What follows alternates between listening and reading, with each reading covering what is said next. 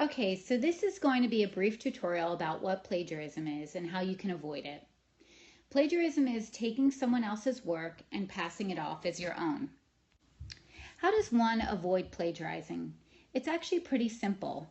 The one rule of thumb is basically any new information you didn't know before, that information must be cited. You must cite it, or it's more formally called putting in-text citations in. You have to show where you got that new information from. So what are the two main ways to cite your work? You can cite through direct quotes, which is stating exactly what the author said in quotation marks, or you can also paraphrase, and that means putting the author's words into your own words. You're basically restating their ideas in your own way. Some people get confused and think that if they paraphrase, they don't need to cite their work because, hey, they're putting it into their own words. But remember, the key is any new knowledge you didn't know before, you must show where you learned that information. You must always put an in-text citation at the end of a direct quote or a paraphrase. Looking at the example here, that's your in-text citation. Safara 10 in parentheses.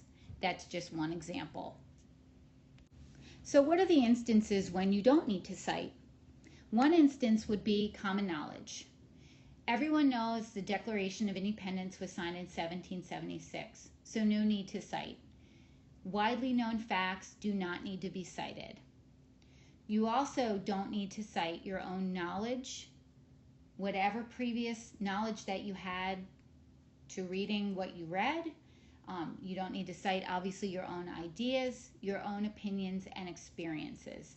This is your own intellectual property and not someone else's. The only time you need to cite is when you're taking from someone else's thoughts and ideas. So to restate, what is the moral of the story? The moral of the story is any new information you didn't know before must be cited. Following this simple rule and taking the time to cite your work will help you avoid plagiarism pitfalls.